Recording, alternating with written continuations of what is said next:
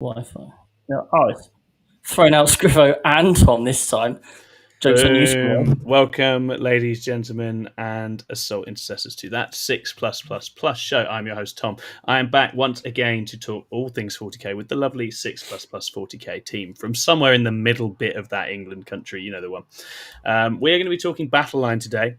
Pariah Nexus is underway. You all know Pariah was supposed to make Battleline matter, and I think it does a bit sometimes for some armies, but we're going to be ranking some of our favourite Battleline units, getting to think about what makes them tick, and we're going to obviously be encouraging you in the chat to recommend Battleline units you'd like us to rank on this tier list too as we get going. But before we do any of that, we're going to introduce our cast of players, talk a little bit about the news, some new things in 6++, and generally kick back. I'm going to start where I like to start, which is with my dear leader, Chris. Chris, how are you doing? I'm very well, thank you. I'm on summer holidays. Second week of summer holidays. It's good time. Very nice. Times are good and relaxed. How are you? Yeah, I'm okay. I was in Bristol and I drank too much in the sun for 2 days, and now I don't feel very well. And that's the consequences of my own actions. That's what I've done to myself. But and then my car decided to break down. So it's been one of those sorts of weeks. Also, we had a team meeting and I slagged everyone off, as you'll know. I was there. Oh dear! So yeah, didn't realise they were. No, so, exactly. They were hidden away from me underneath the screen. We all cried a little bit as Tom made fun of us all and beat us. No, exactly. It was venting frustrations and then being made to learn very quickly that I'd got that very wrong. So apologies to everyone in that chat. Disaster. But yeah, have you done any hobby recently, Chris? Well, it's obviously now my summer holiday, so I've had a lot of free time.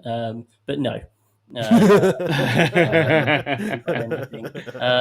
closest I got to hobby was I've just started rereading the Stormlight archive by Brandon Sanderson, who's my favourite fantasy author.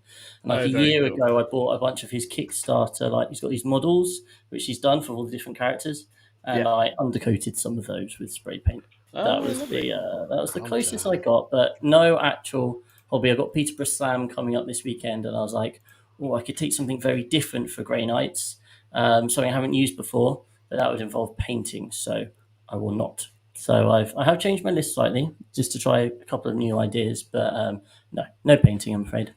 Yeah, absolutely fine. Maybe John can help me out. See if John's done any hobby. John, how are you doing, my man? Yeah, I've built 3 models in the last week. Hey, that all counts.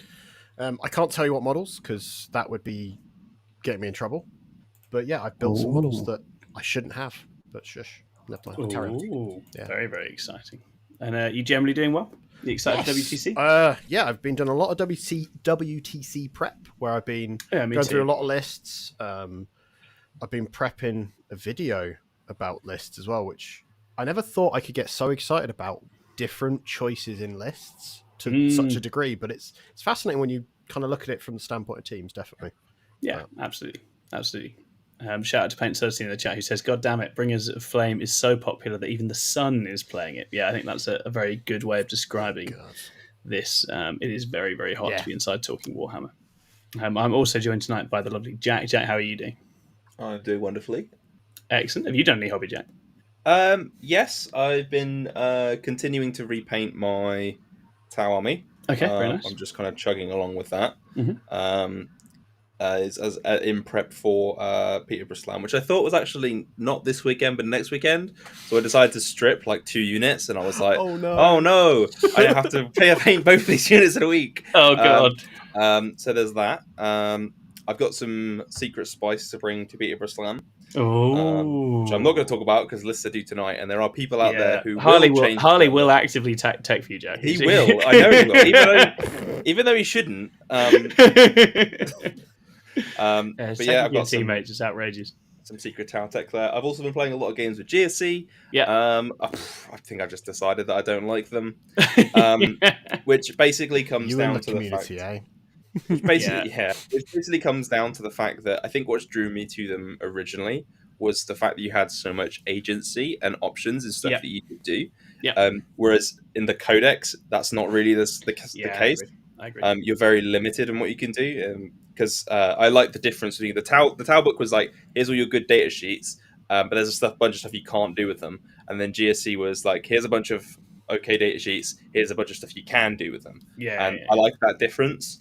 Yeah, for sure.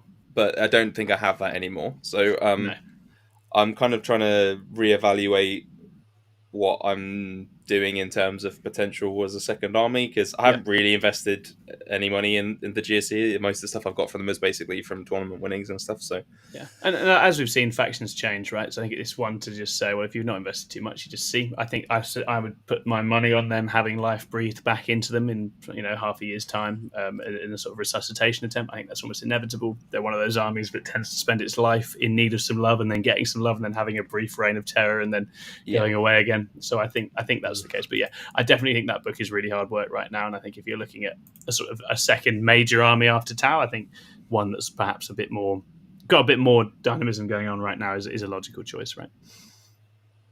Fantastic, right. Let's shout some people out in the chat, then we're going to cover some news beats, and then we're going to move on. So Martin Dorr is in. Hi, Martin. Love to see you. Existence UK is in. Paint Celestine, aforementioned. Scrivo's chatting in the chat. He always manages to find time to be in two places at once, does Scrivo. William Lovell is in, and Gordon Chung is in. Hello, everybody. So in case you've not already aware, this is going to be a Battleline tier list tonight, so have a think if there's any Battleline tier lists from armies you play, guys, in the chat that you would like us to cover, and we'll be getting those. We can get those added to the tier list as we go and get some more additional pieces in, because we've got a few that we picked going in, but I think we're going to have time to cover a few additional ones as well.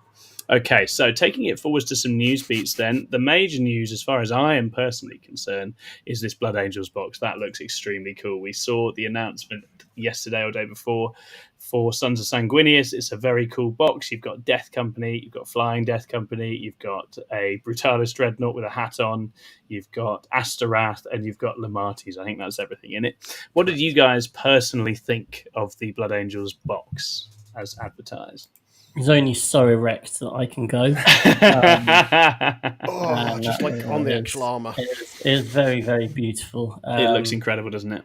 Yeah, it's just, they've just done a really good job of those Space Marines, and I'm sure lots of people will be flocking to it. I think the power level will be really interesting as well, just in terms of where they are at the moment compared to where they will go to. But yeah, I'm sure lots of people suddenly become Blood Angels mains. And again. Not unless all their stratagems become, you get lance and lethal hits on a Tuesday if it's raining in Tokyo. Yeah, I was going to say, I think more people will start playing Blood Angels, but I surely this book ends up leaving them less competitive than their current rule set, almost inevitably. From what we've seen, normally it's a really nice stratagem in the index detachment, and then they take that out and put it into the detachment most people don't like as much, and leave the other one not as whole. And I think we'll see that. I think it's going to be a pure Death Company detachment. I think that's what I think there will be. That'd be really fun. I hope so. It makes sense, right? If you're going to give them 4 detachments. How many what else would you? I don't know how many it said. I didn't actually see how many it said there would be in there. Yeah, I didn't see the number either, but I'm struggling to think of more than 2, realistically. Unless you Flash have Terrors, baby. Yeah, maybe. Tycho the Lost Detachment for Chris. Damn straight. Yeah. Sorry, we don't play Warhammer Historicals. That's Heroes the Heroes of the Imperium. Yeah, that's a weird one. I don't know if they'll get more than 3, realistically. I mean, what can you have the quote unquote normal? Yeah, Sons of quote unquote normal one, the Death Company one, and then the Sanguinary Guard one. I guess that makes sense, right? Those are the strands. Right? Yeah, that makes sense. So that might be interesting, like Sanguine Host of Angels. Yeah. I could see. Cool. But I think it's because of how certainly current Blood Angels have been getting by. You feel like most of what currently makes them good will go away, and so it's going to be interesting to see whether they can then revamp the rules in such a way as to make them very lively again. I think it's needed though. Oh yeah, definitely. I have a hot take on the models. I don't like the Death Company. Okay. And what's the basis? I just think they're really plain compared to the current Death Company. I do see the case for that. Yeah.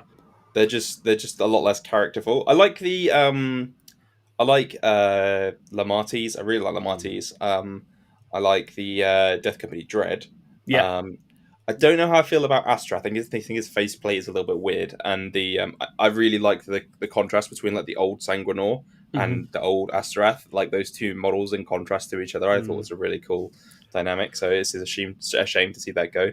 But I do like the wings on it. That's pretty cool. But Death Company, I think are a swing and a miss for me personally.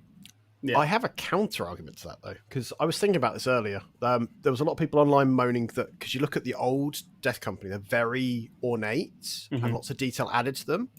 But from the narrative, They are literally told, we've got these guys, they've gone a bit crazy. Let's quickly slap some paint, some stripes on their armor. They go out and then they go and die. That's just the Blood Angels, right? Though it's temporary, right? They're very it's not a long-term aesthetic. Thing, right? Yeah, they're just aesthetic in general, right? They slap fucking blood drops and chalices and wings on fucking everything. Yeah, because that's just how they like to do. They stuff. Inevitably will be less glitzed up now than the previous ones were. So in that sense, it is a slight loss in terms of the overall decoration.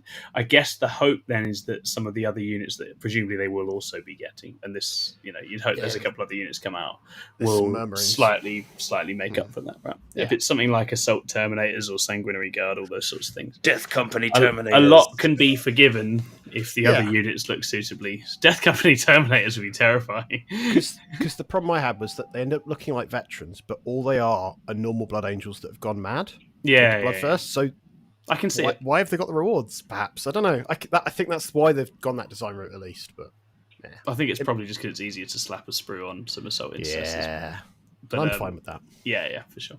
But yeah, it's cool. I think we'll see a lot of take up of Blood Angels. I know a bunch of people in our team are very excited about it. I think it looks really cool. And they are just a really compelling and fun hobby project, aren't they, Blood Angels in general?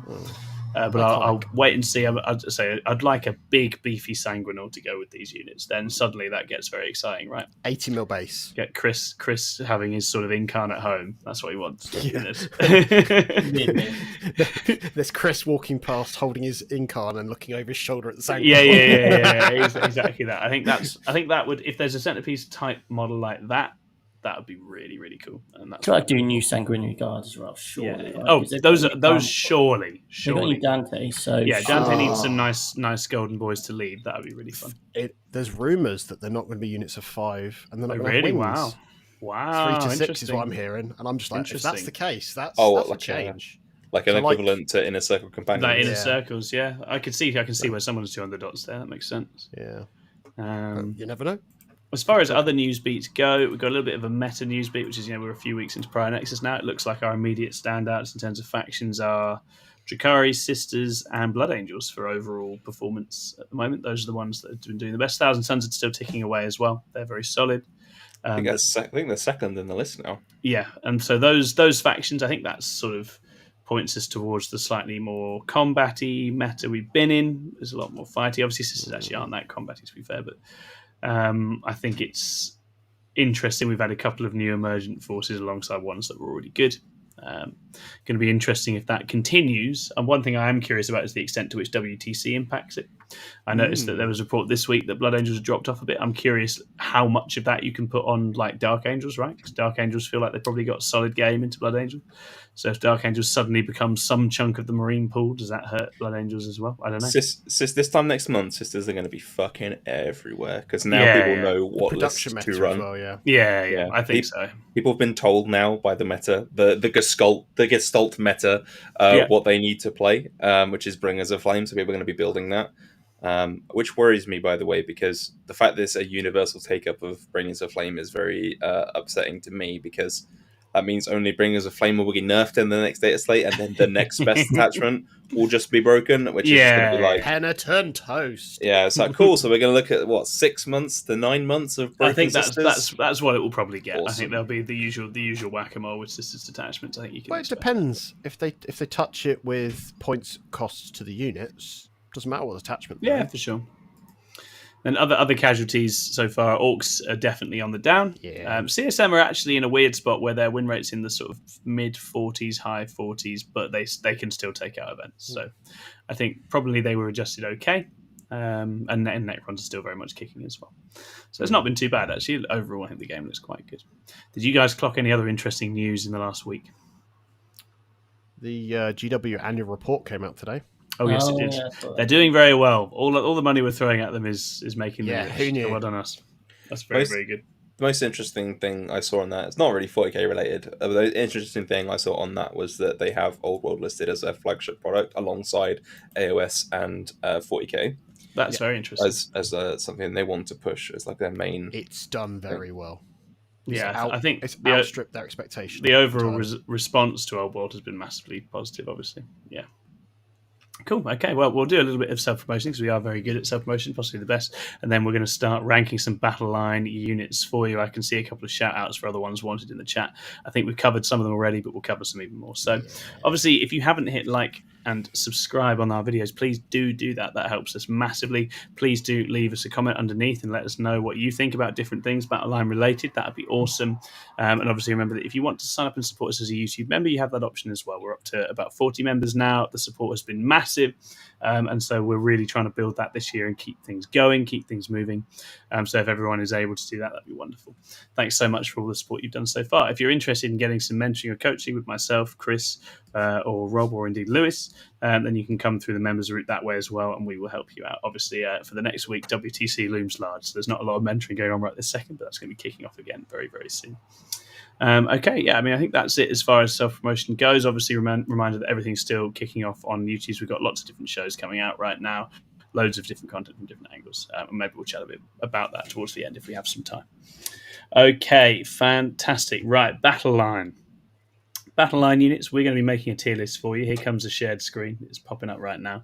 And we had a think before the show about some units that we'd want to see on that list as different outliers to rank. And we will definitely also be adding a few as we go in line with your guys' suggestions as well. We might need to move our little screen so we're not covering the units.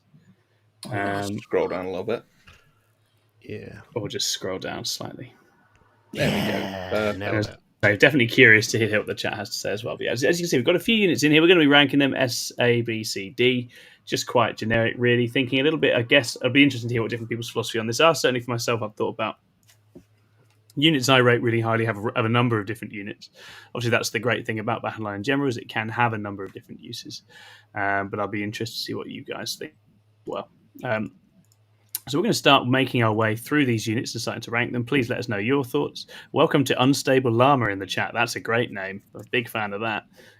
Very, very cool to have an Unstable Llama in the chat. And as we go, we'll chat through some of these and what the guys think, but also feel free to keep recommending others as well.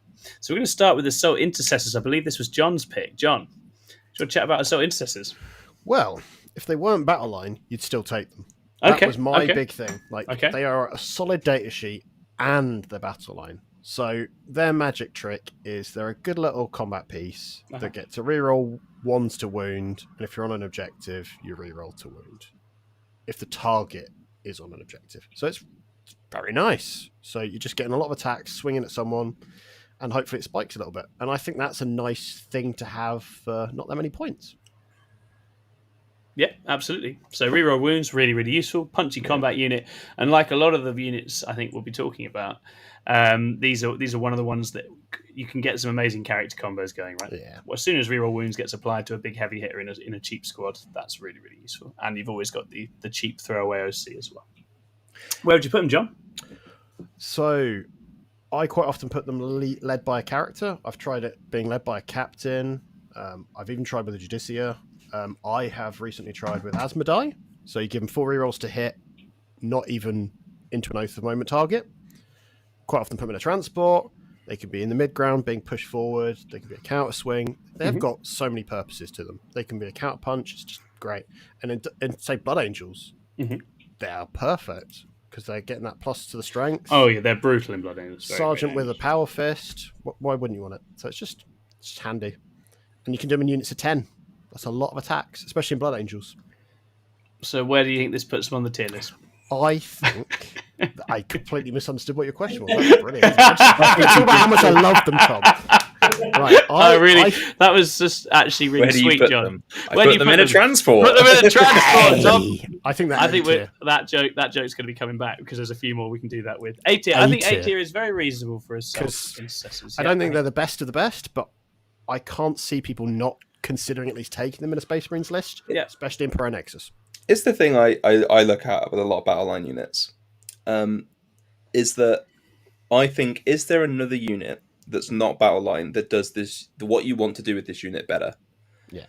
Because when we look at it in certainly in the UKTC pack, but lots of Tom packs out there, what do you get for being Battleline? What are the benefits, right? You get OC2 generally. That is a benefit that you get. You get occasionally you will get advance and do actions. and fall back and do actions. And occasionally you'll be able to bring them in from strat reserve turn 1. Yeah. Those are generally the benefits that you get, unless I'm forgetting any that are commonly in tournament packs and stuff like that. But yeah. So I think, well, is there anything that does that job better? So, like for me, for example, when I look at these intercessors, like, could you take assault intercessors with jump packs and do the same thing that these guys do? I think you can, because they move 12, which is better than the potential advance that those guys get. And I think the mortal wounds make up for the reroll to wound that they get on an objective. Yep. Yeah. So, yeah. For me, yeah, I guess so. For me, I would have said that if I was writing my list, I would be taking if I was looking for units to do like mission play. Yeah. I would be looking at 3 units of assault intercessors with jump packs before I looked at the Battleline unit. I agree with that, and in that sense, I think if anything does slightly hold the assault intercessors back, it's that I think they are at their most valuable once invested in character and transport as well, which is already taking them up beyond in terms of investment and cost. So it's much more about getting a proper heavy-hitting trade piece than it is, as you say, an all-rounder utility, do actions, do movement, do everything else. So I agree. I think if the assault intercessor with jump pack was a battle line unit, it was it would have all of it, wouldn't it? But it doesn't. So I think that's a very reasonable way of assessing it. What do you think, Chris? Do you still happy with them in A? Well, I was just looking at the general. I think before we we need to establish what those tiers are. And I think an S tier would be something that is an auto take, and one that you would look in whatever army you took. You wish you had that battle line unit. I think A is one that you always auto take in pretty much in your own army, and then B, there's a bit of an argument for them. Maybe there's something that could do another job. C is there's fringe cases, and D, you wouldn't ever take them. So in that case, do you think assault intercessors are in pretty much every Space Marine list? No. I would say they're a fringe choice only because the assault intercessor with jump pack exist. And I would be like, okay, we take the assault intercessors if we have enough points left over after we've got the jump pack guys, or if we're adding a character to do a specific task. Yes. I think, and to be fair, I think the Dark Angels characters and the Blood Angels characters work really well with this unit, or detachments as well. Yeah, because generally you can get more characters can join battle line units than other. I think they're essentially a fantastic unit in all 3 of the Special Boy Space Marines, which are the only ones people are really running in the main. They're incredible with Ragnar in Space Wolves. They're really good in Dark Angels, and they're really good in Blood Angels. So I think if you look at how Space Marines are currently built, I do think they make it in. I do think you can build away from them, and they're not you take as many of these as you possibly can kind of unit. They're like you wouldn't want to not have a squad for a lot of the builds that we see, but you don't necessarily need tons and tons of them. So I think that's interesting. I don't think they're quite as flexible as some of the other things we'll be talking about in here, in as much as I think ultimately they are just a combat trade unit that goes and swings on an objective, right? That's what they do. You don't tend to see them doing other jobs. I think based on Chris's kind of naming and kind of quantifying the tiers, they're probably up a B. Okay. Should we put them up a B and then C? Because I could absolutely believe a low A for assault intercessors. I think they are really good. Somewhere in that middle. They're really solid. Which makes me wonder how people get on with this next pick, which is a pick I'm very excited about, which is the Humble Hormigant. And I think probably because of the cautious approach we're adopting, I might have to be careful where I put these as well. But for context, Hormigants cost 65 points for 10 little guys, 10 OC2 guys. They move 10, they have advance and charge. They are lots of attacks, but strength 3, but strength 4, obviously, with the new rules in Synapse.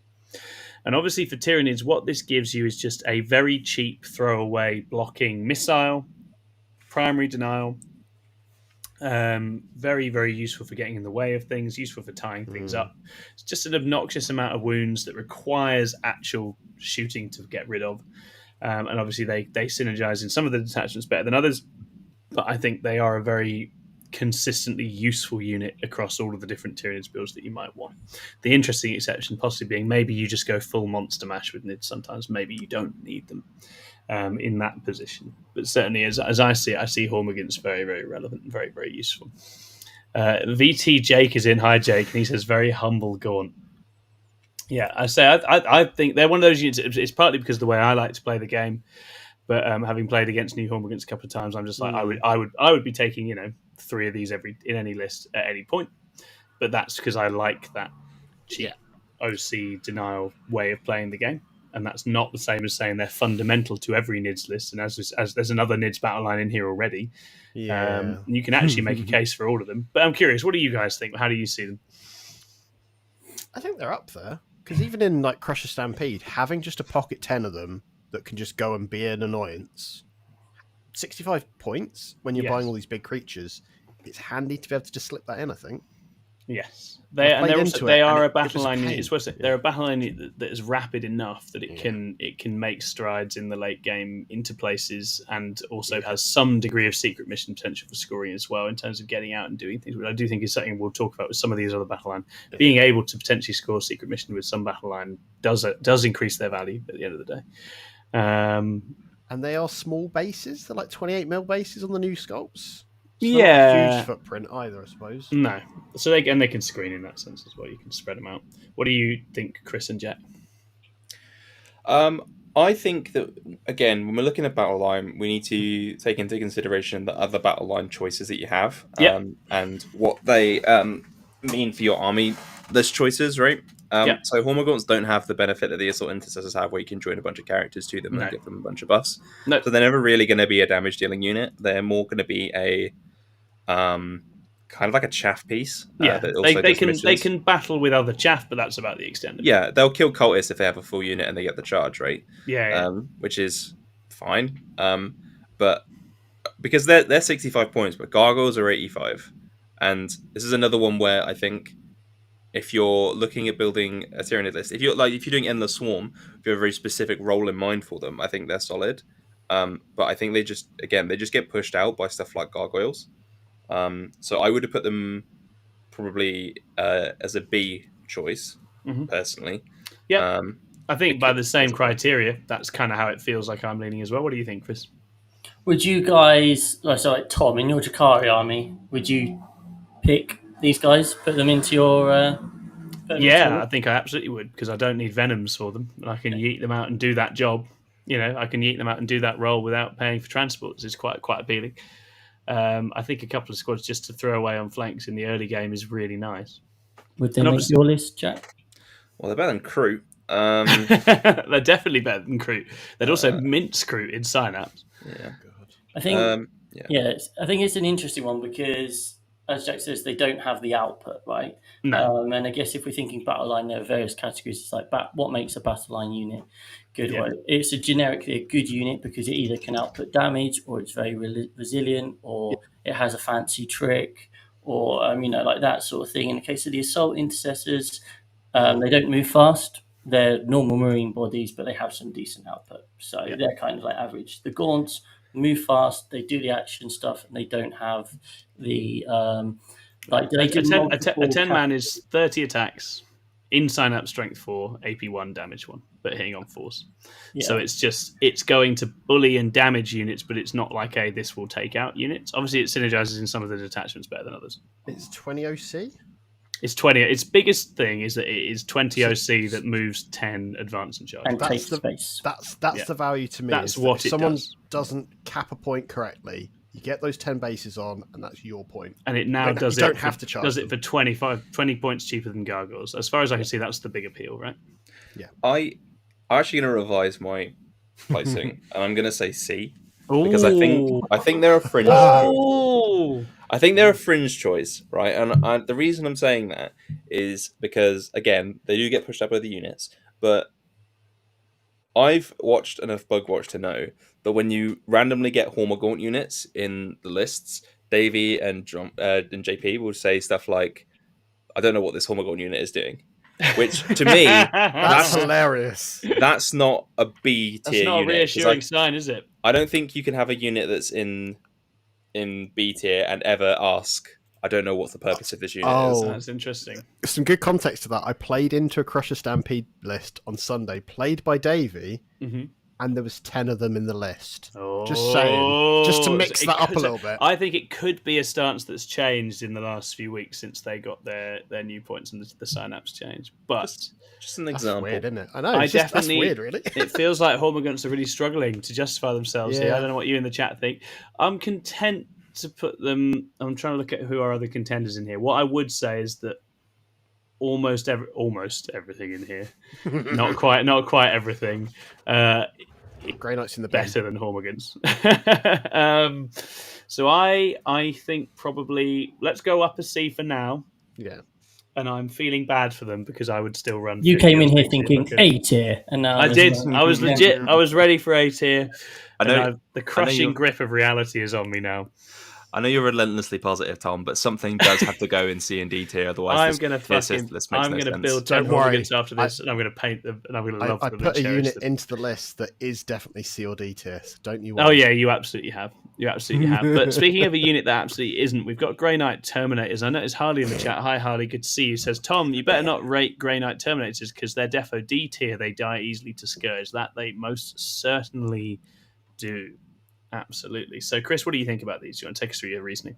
Yeah, so Grey Knight Terminators in a really interesting place. So, for those you don't know, they're 210 points for 5 of them. And in that, you're getting obviously 3 wound, T5, 2 up save, 4 up invuln. You're taking a flamer there. You're taking an apothecary, so they regrow back. So 1 can grow back each time. With the banner, they are OC3 each.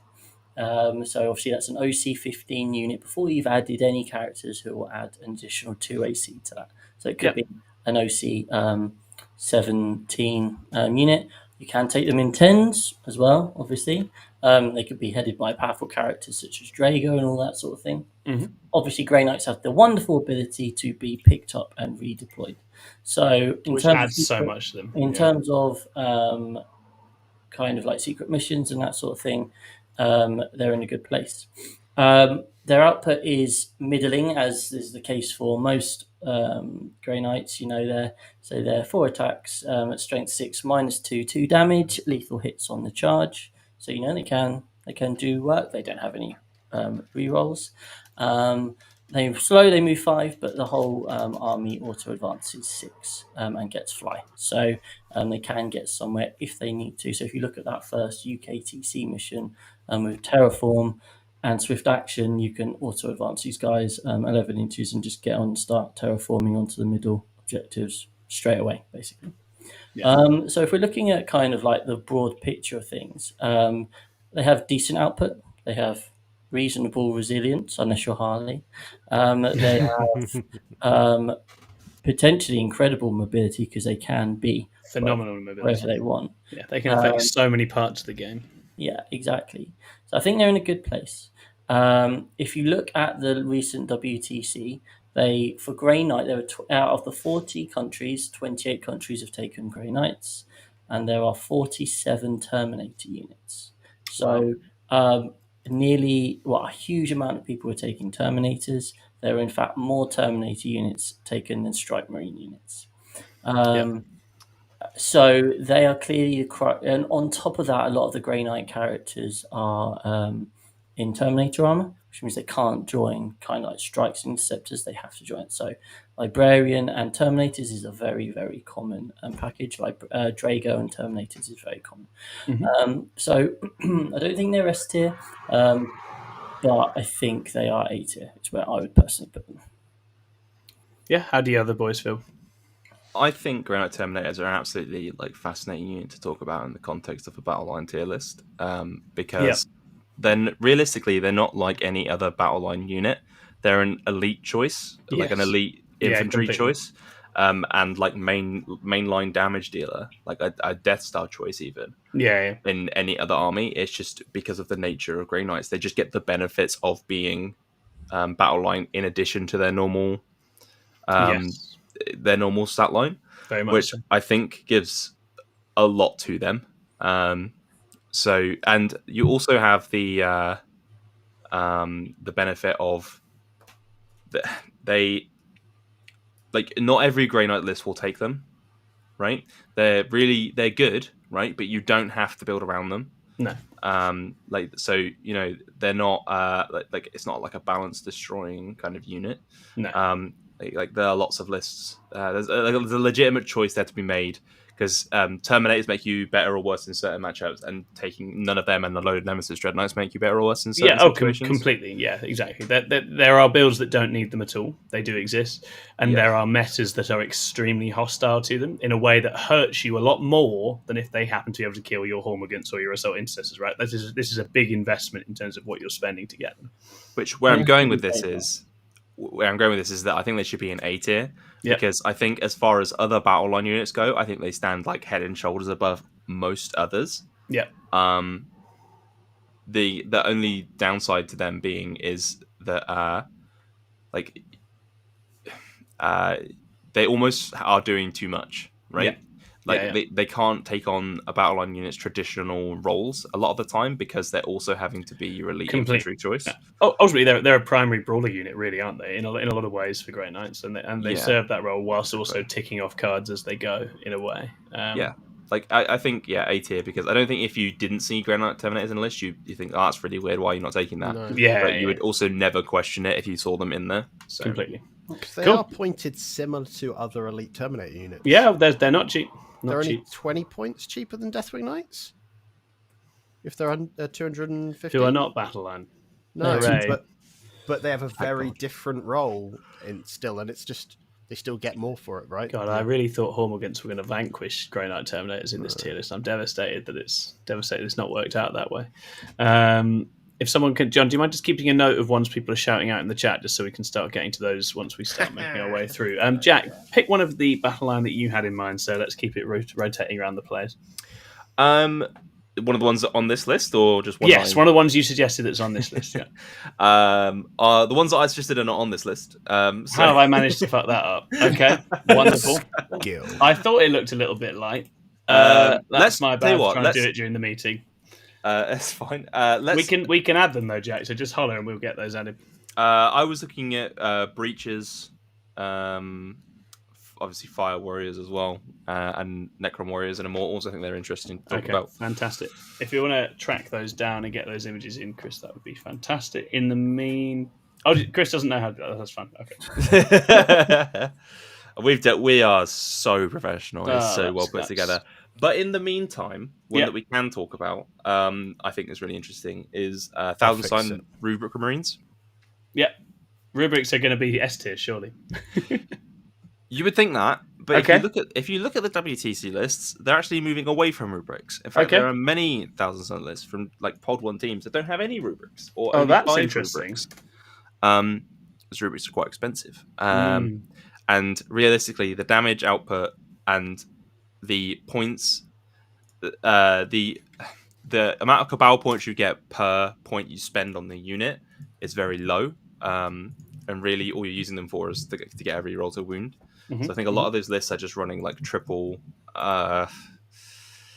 some kind of sorcerer. I can't remember the popular ones are the Infernal Master, the Exalted Sorcerer on disc, and the Sorcerer, right? The Infernal Master is the one I was thinking of. Some people are just running a triple Infernal Master without putting them in units, or just having one unit and having one of them in there. Yeah. So I think they're, I think definitely before this most recent changes and the points drops they had to other units, they probably would have been S tier. But I think now they just get pushed out by other stuff. But then again, they're not being pushed out by other battle line units, because they're not being pushed out by cultists, so to speak. They're just being pushed. It's just other units in the 1,000 Suns roster are being taken instead of them, which is an interesting thing to happen in Pariah Nexus, where battle line is supposed to be more important. Yeah, that's interesting. And I wonder if that speaks to an evolution within teams of 1,000 Suns as well. And potentially also thinking about mirrors and stuff between them as well, and whether you actually need those more expensive units. It'd be quite an interesting one to think about. Because I guess a faction like 1,000 Suns, how much does it rely on Battleline? Because there are some factions in the game, like Tyranids, that rely heavily on Battleline, I think. Yeah, it depends what you're trying to damage, doesn't it, ultimately, I think. Yeah, and then there are ones like in 1,000 Suns where they don't rely heavily on like scoring to win the game specifically. They rely heavily on killing you. and I think how well does this unit facilitate that? Like, I think you'll see them like dropping out of lists, but I don't think that makes them bad. And I think, if you had this unit in most other armies, you would probably want to take it because reroll wounds on flamers is just good. Yeah, completely. But is there any? I think they've. It is a bit of a red herring. They've been so fundamental to Thousand Suns. They are the battle line that they have. They are the OC that they tend to use outside of basically Magnus and characters. And they still do a lot of heavy lifting with certain characters as well in terms of getting your Infernal Masters output. I would say they're at least as good as the Grey Knight Terminators, I think, in terms of the role that they play. In as much as possibly better, because you get very functional Grey Knights just literally without them. But actually, in terms of the Thousand Suns, you have not had successful Thousand Suns builds that literally have no rubrics, or I've not seen them. Not out in the wild, not in singles. Yeah, not in singles, no. I think it's definitely going to become a thing, though. I think these new builds for Thousand Suns that are triple Mutalith Beasts and Forge it is interesting. Are going to be much more on the rise in singles. Because I think people are Thousand Suns players are just going to get bored of playing the old build eventually. So I think it's going to be on the rise, and I think that caused them to drop. So I think they go in A for me for the same reason of Grey Knight Terminators, where if you see them, you'd never disrespect them, but at the same time, if they weren't there, there's probably a good reason for it. Okay, great. Yeah, sure, I'd be happy with top of A. I don't know what you always think. If you got any other suggestions, I had rubrics in mind as a possible S. They were definitely one I thought was an S. But I could argue at a high A. Yeah, I think they you're not going to see many lists with none, right? Just because is it their only battle line choice, or do they have? It is their only battle line. They've got cultists as well, right? They have. Are the cultists battle line for T-Suns? They might be. But I think cultists are battle line for all Chaos factions. Could be the Zangor.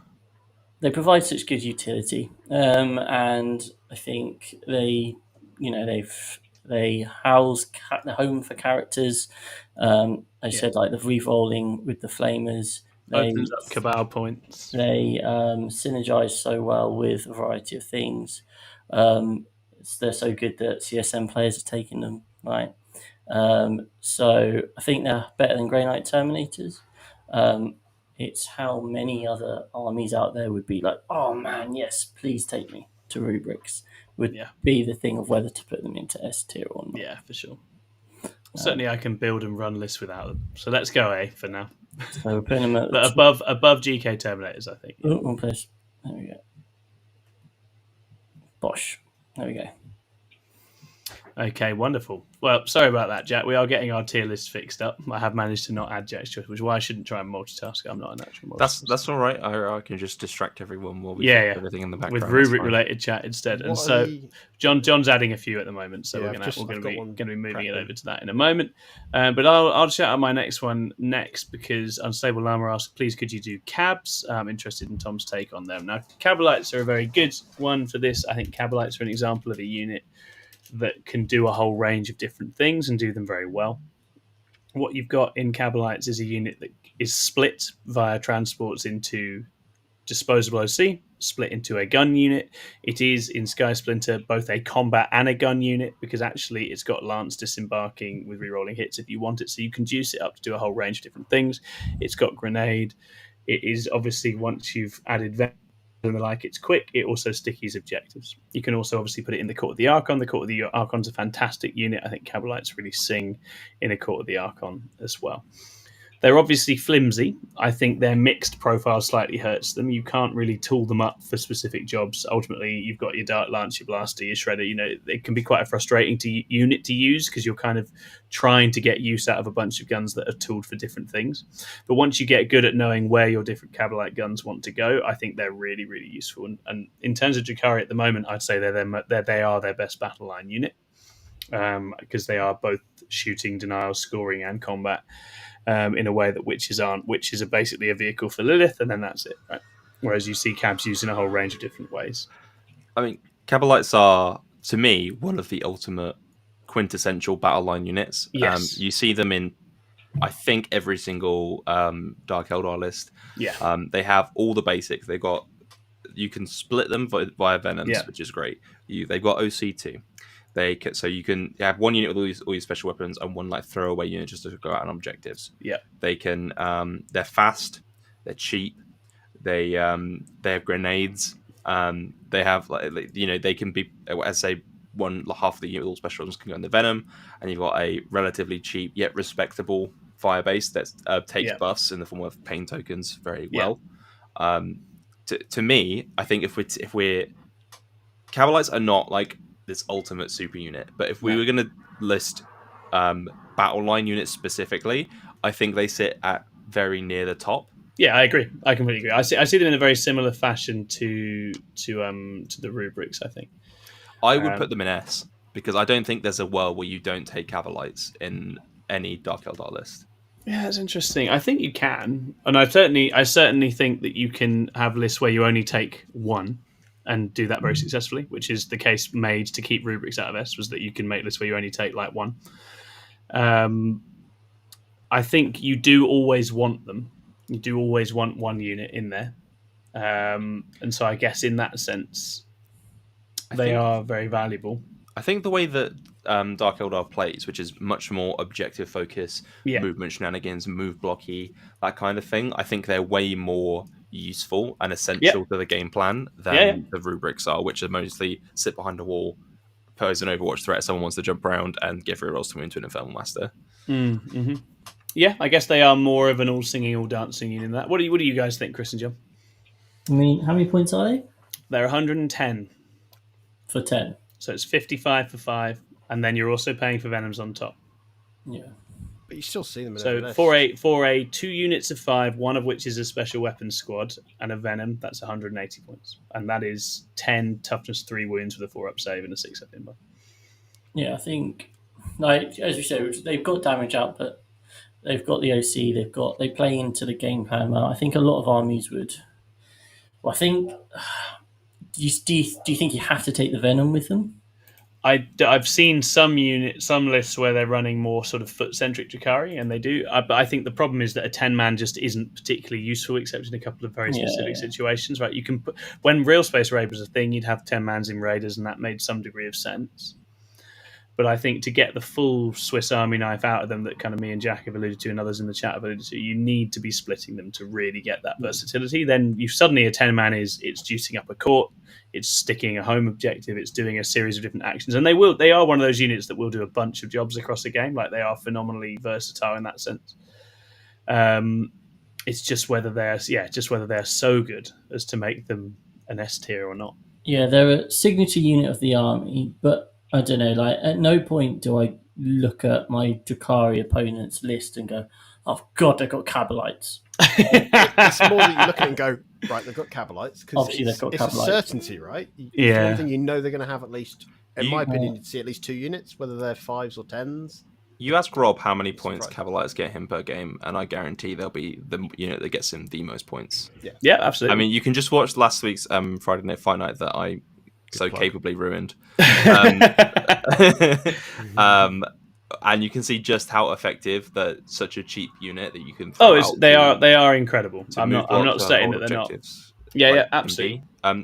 I guess another, to play devil's advocate to my own point, would you take them in another army? I guess that's a good question. They don't get picked up for Ynnari lists the vast majority of the time. They don't get used.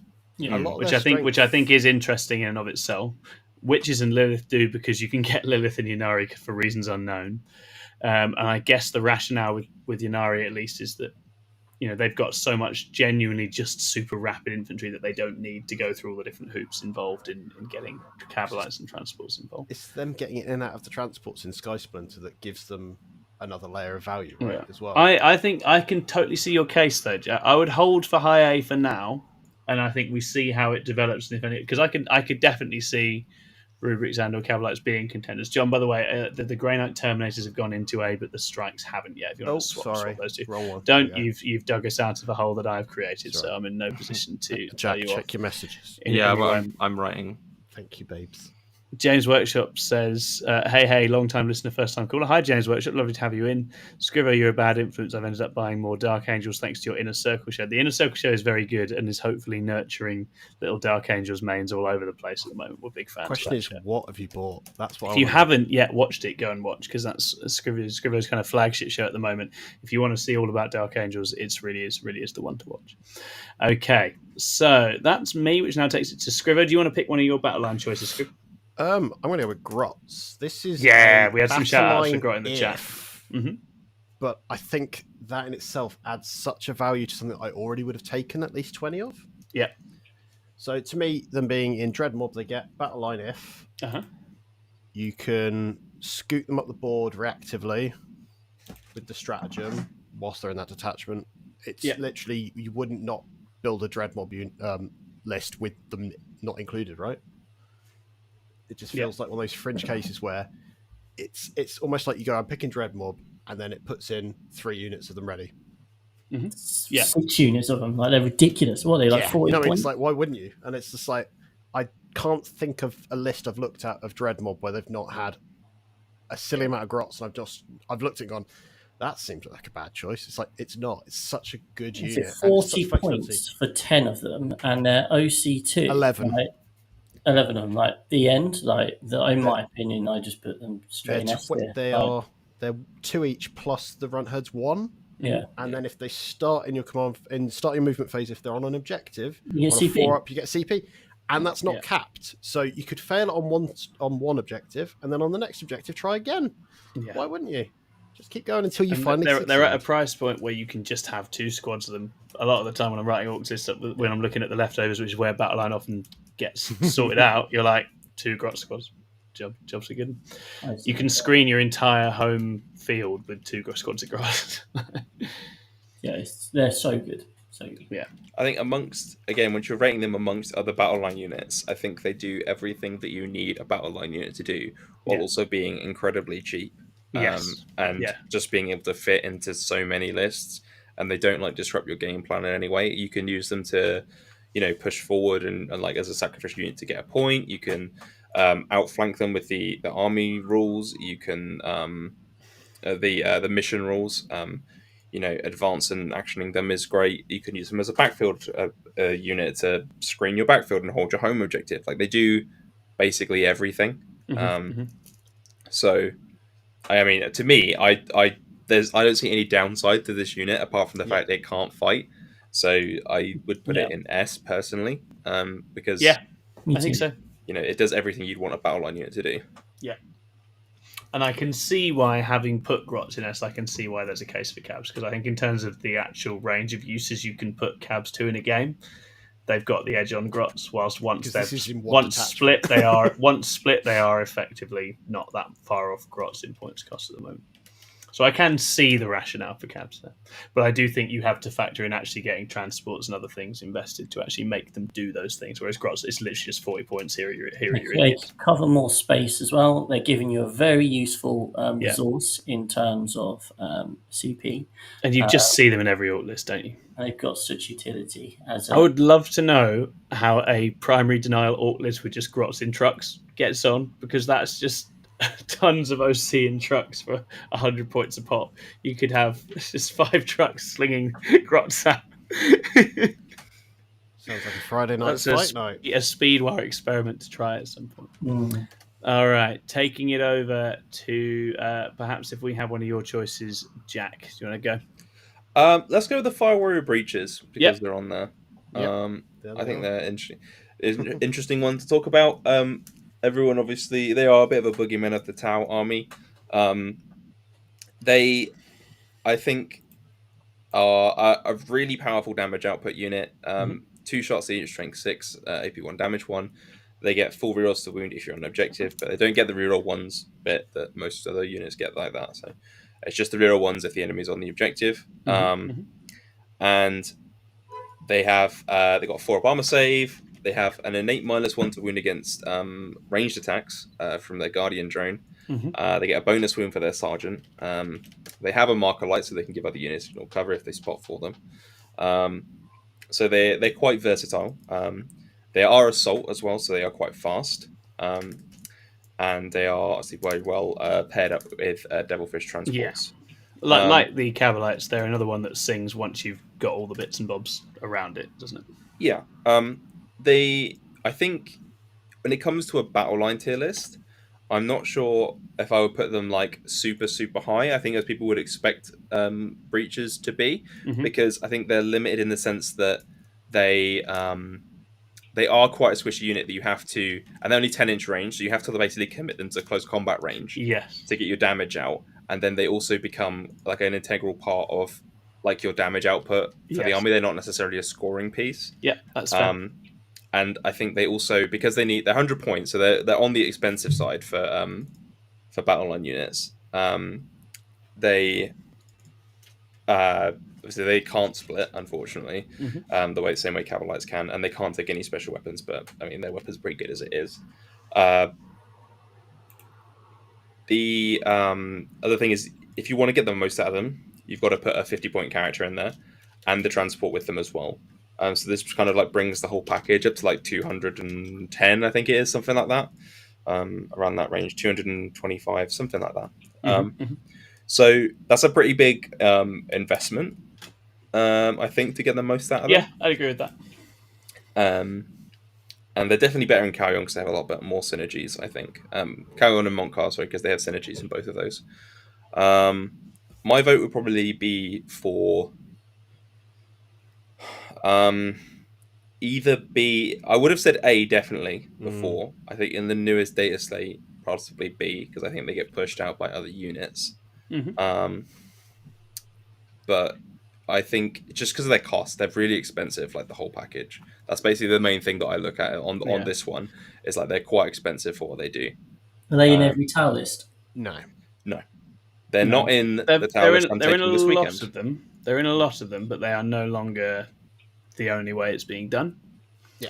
And I do think, as Jack right as well, whenever you play against tower breaches, they are scary, but they're a big, quite clunky to commit unit that needs a certain amount of space to operate. Once it's committed, it's in trouble most of the time, and you don't see them doing these other roles. You don't see them being used in a primary denial way. They're being used in a commit, kill things, get killed kind of way almost all the time, and they're simply not quick enough or versatile enough in and of themselves to avoid being kind of pigeonholed into that role. Yeah, because they don't have what Kabalites have in the package from the. It's the splitting. The splitting for the cabs is huge, right? It's absolutely massive. Get back in a transport once they've done whatever they need to do. Exactly. The ability to use them without actually committing at all for Kabalites is huge, as compared to these, which is, even when you start doing breaches shenanigans, you usually put yourself close enough to harm's way that there's a limit to how much you can actually get away with, right? And they do have the annoying downside of, because you're committing them so heavily, they give up obviously assassination if the character's in there. They bring it down from the transport, and they could potentially give up 2 to 3 points on 2 to 3 unit kills for sure. For other secondaries. So they do tend to bleed secondaries quite a lot. Yeah, I think Chaffee Battleline tends to anyway. I think that's the case for most armies. I think once it starts doing its thing, if your opponent does score those cards, you are going to hoover them up. But I know exactly what you mean. But the Grots are going to give up less than the breaches, is what I'm saying. So I would probably say the absolute top of B. I don't think I can't think of any Battleline unit I think that's fair. I think the parallel to Assault Intercessors feels quite reasonable. I think they're probably better than Assault Intercessors just because they're ranged. You can use them a little bit in slightly more ways. They're just high damage as well. Yeah, exactly. And also, you don't need a character in breaches to make them completely deadly, do you? Or am I getting that wrong? Yeah, you kind of want a fire blade in there to give them an extra shot. Yeah. Okay. Hi, Aaron Wilson in the chat. Lovely to have you here. Really nice to see you. And also hello to Azuma, who asked, have they talked about Primaris Crusader Squad yet? No, we haven't done that. We've not done that. We're going to take it over to Chris for Chris to pick a battle line and talk. Go on then, Chris. So I'm going to go for the other option for Grey Knights, which is Strike Marines. So right in the 28 Grey Knight lists at WTC, only 3 don't have Strike Marines. So Strike Marines, for those of you who don't know, are 120 points for 5 Marine bodies. However, these guys do have a 2-up save, which is obviously incredibly useful, and it can get picked up and that sort of thing. Their 2 special abilities are that they scout 6 and the sticky objectives. Now, in terms of a Grey Knight army, you have to take Strike Marines, right? Primarily because of the sticky element of it. I'd never had an army in 10th that had sticky objectives. I didn't really see the big deal. And only when genuinely thinking about each game that I play do I realize how crucial having the sticky objective is huge when you're mobile for Grey Knights, because you're not having to leave an 120 point unit on your home field. You can be going off doing things, and in an ideal world, maybe you've stickied other objectives and can be off going to do things if games are going your way. So in the context of Grey Knights, they are absolutely essential. Any list that doesn't have them in a Grey Knight list, I think is not an optimal Grey Knight list, in my opinion. For sure. I just think it's so much stronger in an army that's quick or able to jump up exactly. And down. Right? And these guys obviously auto advance 6, so in any time they can advance an action, that's quite nice. Their output is 3 attacks at strength 6 -2 damage. They can take a flamer. Other than that, it's just storm bolters.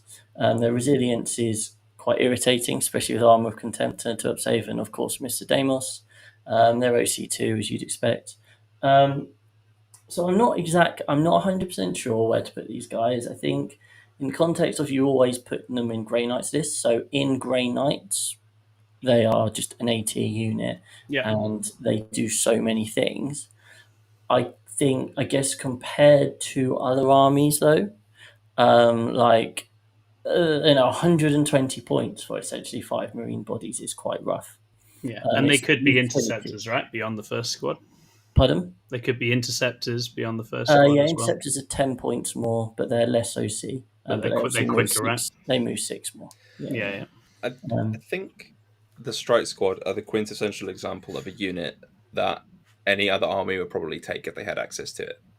If you could just have that as a Battleline unit in your army, you probably would. Because of the jump up and down. Just the stat line in general. I was going to say, but is it coming over with its wider rules? Because I don't think you would, unless you're jumping up and down with it. I don't think you would, because intercessor is literally sticky and a Marine bodies, right? I guess it's a 2-up save, which it has got.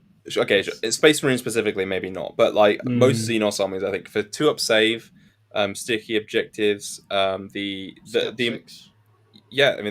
got Scout. That's just really useful. They've got all kinds of there's plenty of damage output there, more than the likes you're going to see from Gross. Obviously, points is considerably different there, and they need very little external support. You don't need to put a character in them to do anything. You don't need to put a transport for them to do anything.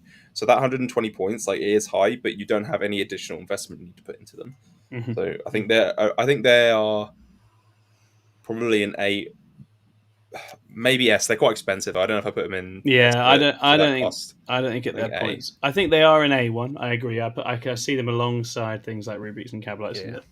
But I think the things that have really made Grey Knights list tick. This is a cog in that. But I think there's a lot more getting it done. The question is, are they better than Grey Knight Terminators? And that's interesting. You don't really see any 10-man strike units. No, because you literally just want the unit ability. You're not. Its output isn't worth. People are trialing it now with the Brotherhood champion, just because he gives them fights first, and obviously, people are thinking, fights first could be quite handy. But at the end of the day, it's 30 attacks with no rerolls. Yeah, it's just not a unit that you actually care that much with some Premier Combat units if it does swing first, right? So in a Dread Knight's more kind of heavy list, would you put strikes in over Terminators, or would you just? I think you're just taking like 1 or 2 for the sticky, aren't you? Really? You only take in that list. You'd only take Dread Knight Terminators, a 5-man Terminator. If you're taking Drago, you wouldn't take 5 Terminators on their own. People are doing 5 Dread Knights and 10 Terminators with Drago list. That's the thing. But then that list also does have strikes in as well. Yeah, I think I would put strikes below Terminators. Yeah, I think so. Just because you can you would build your army around Terminators, right? You would invest points into Terminators, and you would want to have your army made of Terminators. Whereas I don't think that you would have the same thoughts about strikes. Yeah, that seems very reasonable to me. All right, cool. taking it along. Hello to Arad in the chat. Lovely to have you here. Hello to Curtis, who, I agree that breaches in reserves can be quite scary. But I think we're relatively happy with our positioning for breaches. I think you could probably put them to the bottom of A. Now I've thought about it more, but A's quite stacked, so maybe leave them in B. Yeah, I do think they're rubbing shoulders with some of those units for sure. But I think, as you say, there's a couple of reasons that they're not necessarily on the up as much. But so I'm going to go with Plague Bearers next. This is a Demons Battleline unit. Yeah. I really like Plague Bearers. I think they are annoyingly stodgy. Couple of wounds, invuln, decent toughness. Again, like the Grey Knights Battleline, their ability comes out of sticking objectives and jumping up and down. That's a really useful asset to have. And obviously they score phenomenally well with demons in the new missions, where being able to take objectives out of nowhere or being able to drop down in the opponent's deployment zone out of nowhere makes them really useful. I think they're 110 points now. Their combat output isn't nothing. Like, they can go and have a wrestle with an enemy unit, but I think for me they are just a really solid battle line unit in terms of demons already have tons of damage from other big monsters. They just need those little knobhead OC units jumping around, doing jobs, doing actions. I think Plague Bearers do it really well. I'd probably see them in a similar position to Strikes, if I was honest. That'd be where I'd be inclined to put them. I don't know what you guys think. Because they can be led by... Can they be led by Sloppity Bowpiper? They can be. I've not really seen them led. Yeah. I don't think you need them led. I think you just get a cheap, tough brick of OC that can 3-inch deep strike and constantly be uppy downing. I think that's the biggest appeal of it. And not Nurglings. Yeah. Obviously, you can take Nurglings too. Yeah. This is so interesting because when I saw the Plague Bearers, I was thinking C or D. That's interesting. I really like him. Tom, you pick them just so you can. I really like Plague Bearers. I think they're very solid. I don't think maybe not A. Maybe I'm going to get beaten up again like my Hormel gets picked. But I think Plague Bearers, you're seeing Plague Bearers is taken all the time in Demons at the moment.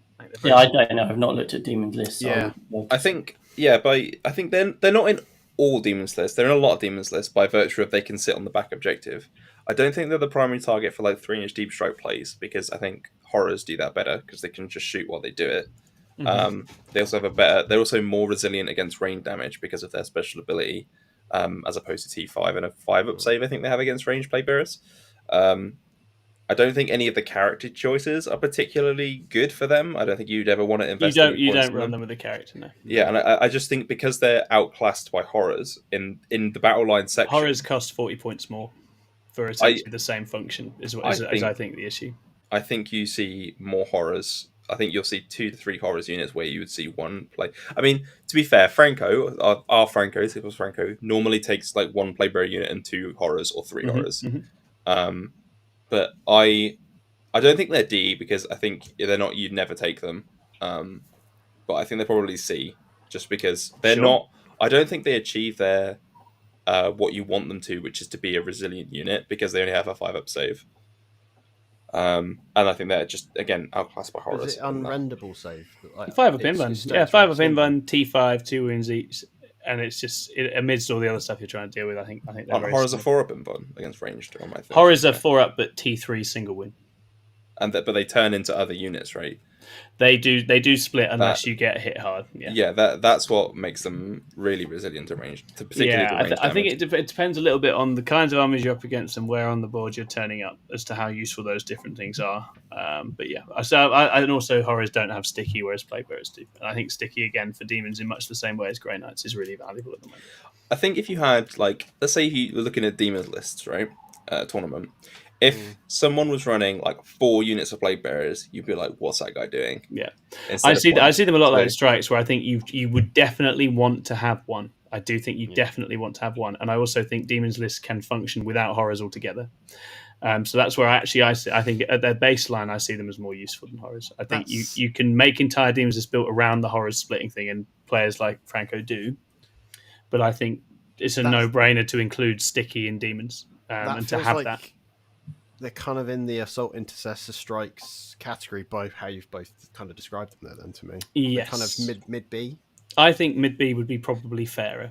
And that's compromise, ladies and gentlemen. I think that's very reasonable. Both described it, and I was like, I think that's very reasonable. So I was like, that just feels like kind of there, right? My tired sunstruck brain fucking hates every minute of this. I can't be negotiating about the strength of different units tonight.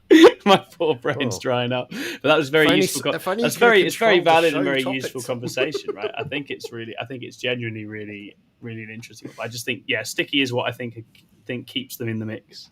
But their output is appallingly poor. It is really, really poor. Okay, so that's my pick. Jack, where were you going next with your choices, sir? Oh, let's go for Catachans. I think they're really interesting. Okay, let's hear it. I think they are the ultimate. I'm going to take this unit and I'm going to use it to score objectives and stuff because they're OC2 unit. They scout.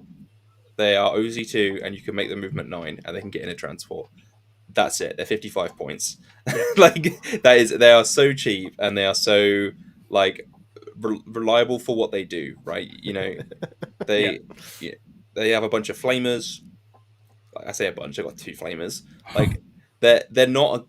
They're basically grots. They're the grots of the Imperial Guard. They just have scout and can go in a decent transport. That's it. I think that's the whole thing. I think they're an A-tier choice in Battleline because they'll just score points. They will just score points. Yeah. And so cheap. So cheap. They are a unit that is old enough that it's voted in several general elections, which means I don't like seeing them on the table. They are hideous. 25-year-old models, but that was my one comment to make about the unit. They were, I think, a good indicator with the Catachans is that when I was writing GSC, listen, souping guard was easier. There was a period in which Catachans in Chimeras was a no-brainer add to a GSC list, right? As something that it gave you something different, something on the board that could go out and do certain kinds of things in a way that other GSC couldn't, and was so cheap as to be, obviously that's how I do that. I definitely see Catachans as extremely useful, extremely versatile, mostly just by dint of how cheap and cheerful that chassis and package really is. The models are horrific. You should see Nassim's in particular, wherever you are. That's doubling down on they horrific, right? They are honestly the ugliest Catachans I've ever seen in my whole life.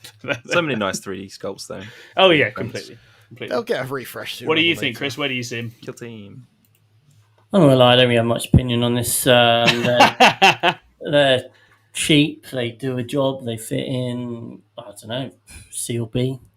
Yeah, that's as deep as analysis as you're going to get from me. I think solid B, solid B. Because they're not dangerous, which a couple of our B tier are, but they are very useful. I just like the cheapness of them. Yeah, in my opinion. And I think being able to get the Russian doll transport problem for that cheap as well is really nice. Because it's not a venom. It's not if you sneeze at this, it will die. This is a full chimera body. I think middle of B. I think so. B as well. In between strikes and plagues. Yeah, that works just fine. Cool. Yeah, that looks good. Cool. Okay, taking it over to you next, Chris. What are you thinking? My other pick was gargoyles. Sweet. So, I mean, gargoyles have to be an S, right? I think they are S tier. They are the Battleline. Next. Do you want to justify it, Chris, just for the uneducated, and then we'll carry on? So it's 85 points for a unit of 10, which are 20 OC. They move 12. They have assault guns, so they can advance and shoot, so they can go really far. Obviously, on certain missions, they can advance in action. They can also fire and fade 6 inches as well. So their ability to move around the board, take up space, and just knock people off primary, move, block, screen, trap things, it's just unprecedented. When Endless Swarm was a thing, obviously we saw big units of 20 because you would just keep regenning them. They do so much, they cover so much space. They get a minus point for having flying stands, because as we know, that really upsets people, doesn't it, Brain Cellar? But other than that, we are definitely here for 85 point, fast moving units that, they don't have any output, but they do so many other things extremely well that, and the fact that you can deep strike them down, rapid ingress them, to put them in a position to then next turn go and knock someone off primary and all that. I saw a battle port where John Lennon used them, and his opponent was just terrified of them the whole time. He was constantly trying to screen out the rapid ingress threat to be able to go and knock him off his backfield primary. Yeah. Like, their utility is just fantastic. So, they also have access to an auto 6-inch advanced stratagem in the right detachment. Yeah, they do. They have the resurrection stratagem in the swarm. They have an inbuilt fire and fade, so they can come down from deep strike, shoot something. A strength 5, which will kill kabalites. I think they're the cheapest inbuilt. They're the cheapest shoot and scoot unit there is, as far as I'm aware. I don't know what the Taraxi currently stand at, but those. Yeah, they're really good. I think Trax is slightly more. Mm-hmm. Yeah, I mean, to me, they're just what they don't do is hurt things, like really at all. Yeah. But they are hurt phenomenal. your scoring. That's what they do. When I play Star Wars Battle Sector, I take 6 units of them, so they must be S tier. They're really, really good. All right, I think we nailed that one. Very, very good. All right, so what else we got? Should we take one from the chat? Because I've got some from the chat in there. Yes, and I think we've covered all the ones we set out to cover, haven't we? Let's put Outriders there for a reason. So let's start drawing from the chat, and obviously, chat, if you have other ones you want to see, do shout out, and we'll run at this for another 15 minutes or so before my brain literally comes out my ear. We've got quite a few in there already, ready. For Wonderful. them, so. Okay, beautiful. Let's rapid fire some then. Voidsman at Arms. Oh, Voidsman at Arms. Go for it. Voidsman at Arms. 50 points, 5 models, Battleline. Plug into an army that doesn't have small infantry. They have a quite unique role, don't they? Yeah. Which is, if you're an Imperial army where your battle line's too expensive or more expensive, you can just take dirt cheap. Spare 50 points. You're like, okay. Especially you're like, I don't want to invest in anything more than that. So they do end up sneaking in for that reason. I think they're absolutely solid, but they literally don't do anything other than that. No, I would not care about them in half the armies I play because I have trash already.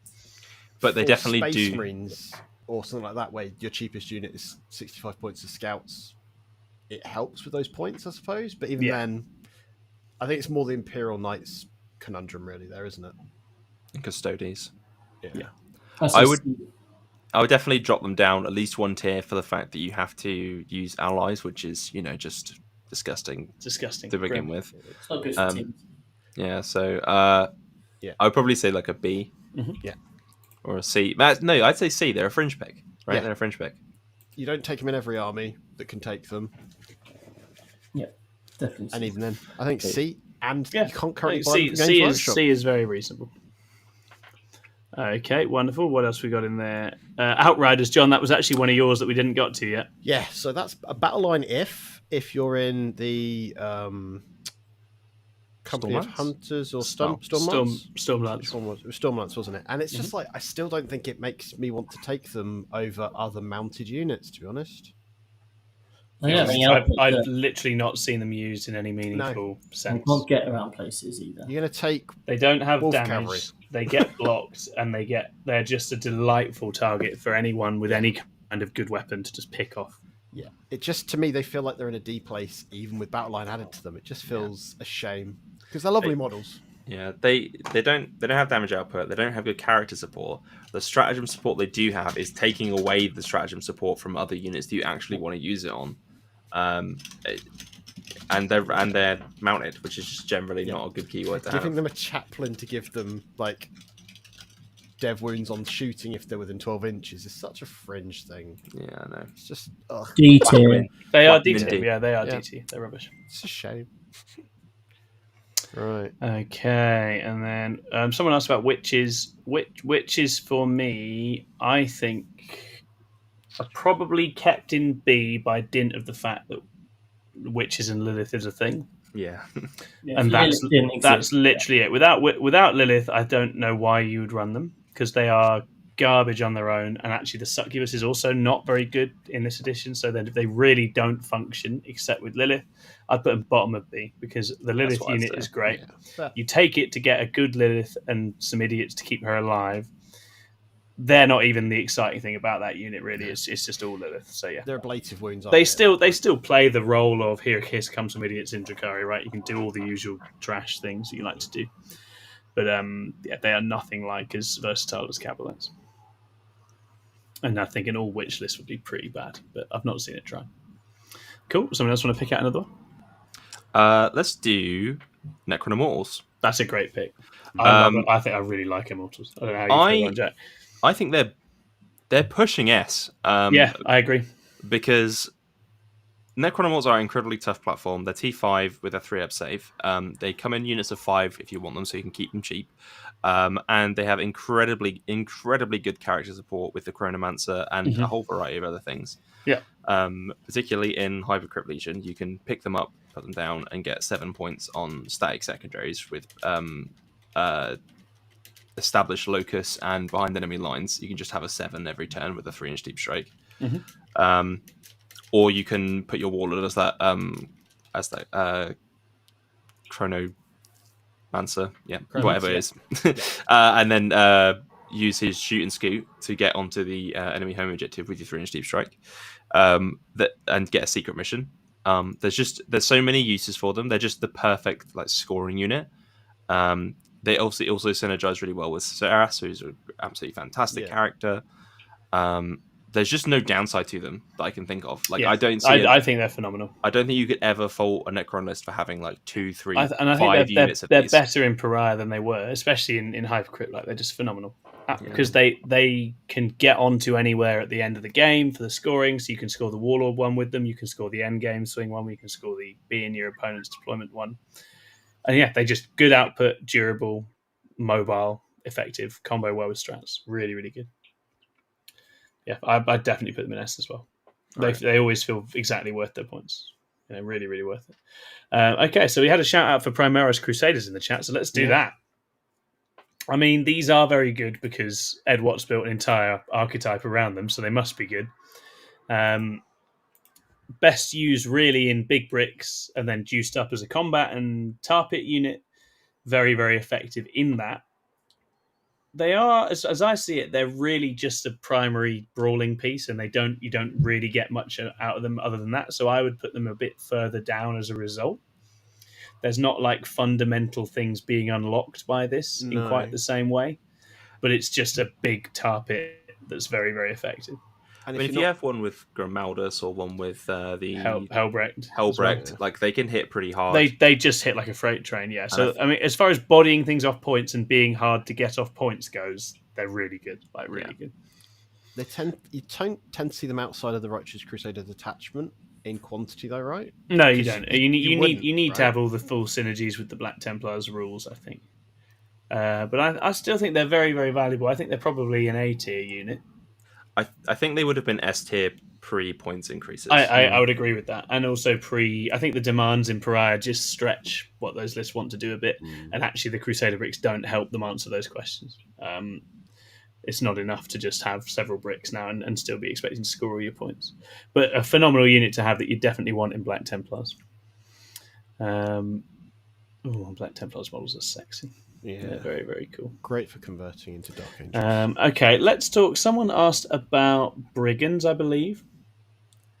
Those are I've got armigers. Let me just. So can we quickly cover imagine them with spikes, guys. Imagine them with spikes, and then they're brigands. It's fun. If we quickly do Ork Boys, because I accidentally dropped that in instead of Grots. Sure, okay. Because Grots was S tier, right? That's what that is. Yes. Because I'm literally looking at it and I was like, "Why?" So I'll put it down in D. That explains the confusion. Chat that whilst I find brigands quickly. Ork Boys. That was your pick, John. I mean, you get sticky from them. Yeah. You can again get a primary brawling unit from them. Yeah.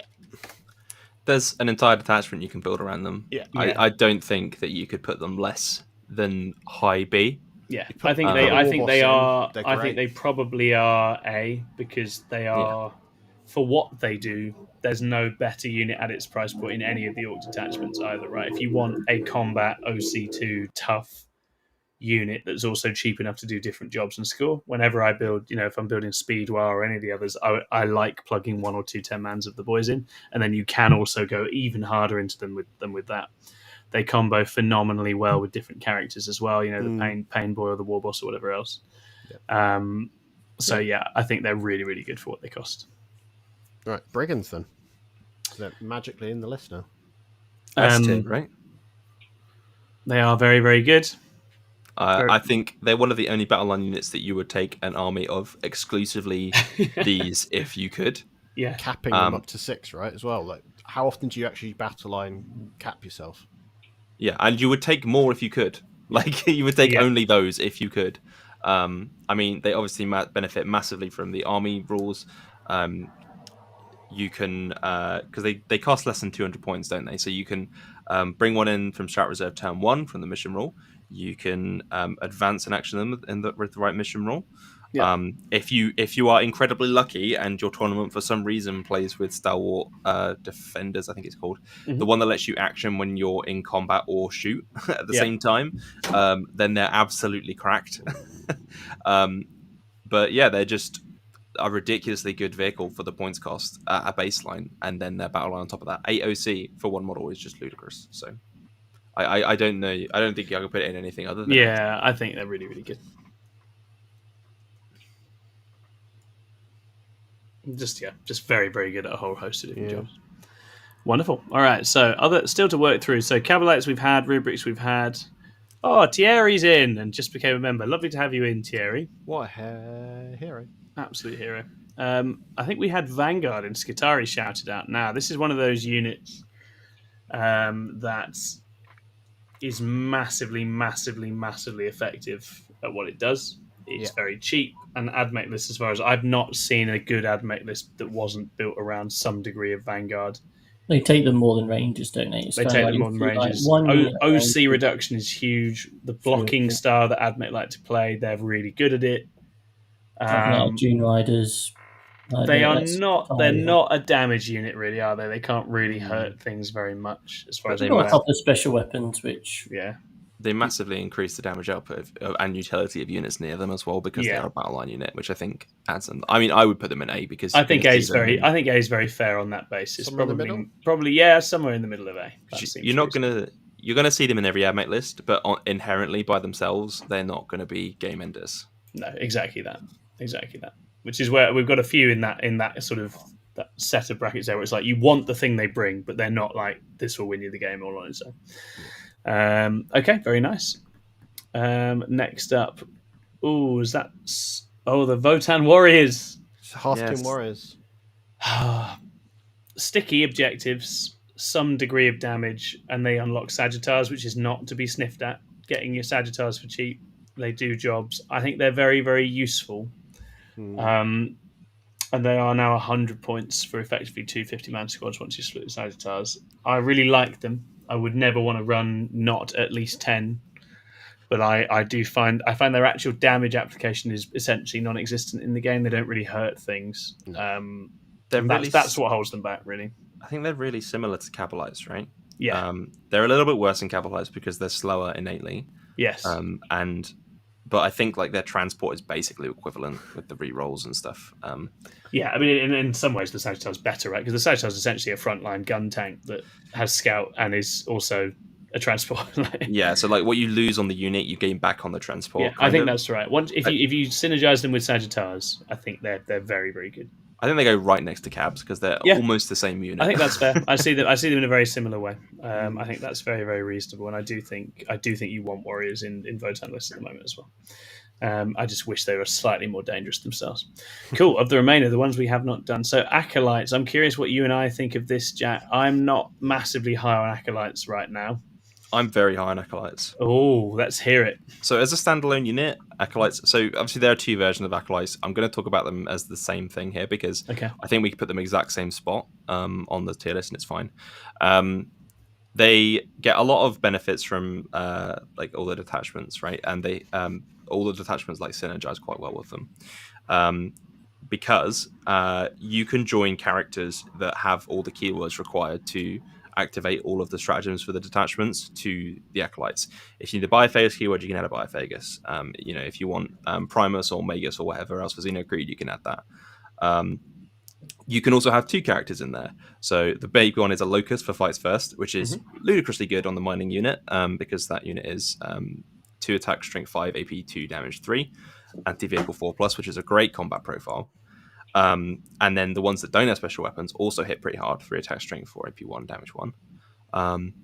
The combat ones generate CP when they're on objective, similar to Grots, and then the flamer ones that you can take demo charges get rerolls to wound, reroll ones to wound, and then reroll ones if their enemies on an objective. Mm-hmm. This unit is so underrated if you take them with all hand flamers. Mm-hmm. Just sod off the demo charges; they're terrible. Yeah, the flamers, but if you have like 9 or 10 flamers in that unit that all reroll to wound, getting +1 AP from Ridge Runners, which you're going to see in every GSC list, they're just, and then they just become a huge like problem because your opponent can't just walk in front of them for an Overwatch threat. They have great OC. They get +1 to their cult ambush rolls, and then the combat one is probably the best combat unit point for point in the GSC codex in its entirety. So I think they should be in terms of a Battleline tier list, they should probably be an A. But yeah, it's just that makes plenty of sense. The book around them doesn't work very well. I think that's probably reasonable, and I definitely do think the hand flamer ones are probably the way you go. And I think they're in the same funny spot as a lot of GSC things, where it's like I played them for a year and a half as a very, very cheap thing that you could throw away, and now they're not quite that because they are priced for other things that they're in theory doing, like coming back and other things. But they are still very, very useful. Wonderful. Okay, we've been asked about Custodian Guard. I mean, these are very, very good. Are they though? Yeah, it's a big smacky combat unit. It's a big brawly unit. I think it's very good at its job. Warden's just better. They're different. Wardens are more durable. I think the only reason you take Guard is to put Draxus in there. Okay. And then you don't take any Guard beyond that. Personally, that's what I think from looking at Custodies lists. Because then you would take, it's at the WTC Custody lists. You just take one unit for Draxus because you can use them to give her rerolls to wound, and then you just take Wardens for the 4+ Filner Pain. Yeah, fair enough. That's I think they just get put. I think they get put into fringe pick because of that. But if Wardens were Battleline, they'd probably be like A tier. So that's my opinion. But cool. They've been a crutch, haven't they? For the Army. Like if we were to go back at various points in time previously, they'd be A or even S tier. They've had their moment. I haven't been following Custodies recently, but if you're saying that there's only one unit in all the WTC lists, then I mean it's their only Battleline, right? Yeah. Have they got sisters? I don't know if sisters. No, only in one detachment. One detachment. Okay. So yeah, they're not going to be great. They'll be B or C, I guess. Cool, wonderful. All right, bung them in. Great, cool. Anyone else got anything else they're interested in talking about? I've thrown one in quickly that I thought was actually missing that we probably should have covered, which was Plague Marines. Hey, great shout, John. Okay, talk Plague Marines. So I can't think of a time where I've not seen a Death Guard list that hasn't featured some of these guys in, especially led by a character. Of 8th and 9th edition, John, that's what you're thinking of. But in 10th, they have been fundamental to how the army plays. Yeah, absolutely. It seems that they're always in the list, and quite often in Rhinos, they just are kind of the foundation, right? It's just... Yes. They are an incredible damage dealing unit that has some very powerful character combos with the Blight Spawn and the Putrefier. Yeah. They have been cheap as chips for most of this edition. And and obviously with the rules that Death Guard themselves have, they are themselves sticky. They make your toughness less. They're cheap enough to go and put on the front line and be doing that and spread the other contagions around whilst other things shoot. They're just consummate mission players. So I think for Death Guard, they are pretty fundamental. That said, I think skews away into range damage purely are possible. And I don't know if they're not holding up in the overall game quite as well as they used to be. But they are all stars in that sense. I would definitely have them in high A, I think. Yeah, I think that's fair. Just felt like one that maybe below rubrics and acolytes. Though I don't think they're quite as flexible as that. Quite expensive as well. The parallel with Vanguard is actually relatively similar, where there's that tussle over the middle and the debuffing, but obviously Plague Marines pay more and are better overall as a unit than the Vanguard. I think the armigers are interesting to talk about because they're so far away from Brigands. I feel like armigers are in D tier, right? That's interesting. Okay. because like they don't have any of the good guns. They don't have the hitting on 2s. The close combat ones are just absolutely pale in comparison to the carnivores. They do have the benefit of being OC8 and stuff like that, but they're just nowhere near as good. I think ultimately it's a huge part of the difference between the two, isn't it? Just being in low tier. Proof you shouldn't stay loyal if you're a knight household. Yeah. And we have Necron warriors on here. I don't particularly see the use in the warrior blobs these days, just in as much as they're a stat check. Bung them indeed, mate. I think that's reasonable. Fuck them off. Fuck them off. We all know that I don't care about knights. I think warriors. Warriors are one of those ones that Necron warriors can be meta defining, can have a huge moment, can be really, really powerful, but just don't seem to be in sync with any of the things Necrons are really wanting to do at the moment. I think they're worse than they were on Index, but better than they were on Codex release because of Pariah changes. That's fair. I think they synergize quite well with the some of the mission rules. Again, that advance in action, you can put the Overlord with Translocation Locus in there, so they can auto advance 6, go 11 inches, do actions. Put Orokin in there, get them a 4+ save. You know, they can be tough, they can be resilient. Putting 40 OC on a point is solid, particularly on these new maps, UKTC maps. That can just be really strong. So I think they're not bad. I think you can take like a unit or maybe even 2 if you want to build around them. But it's they're definitely nowhere near. Build, though.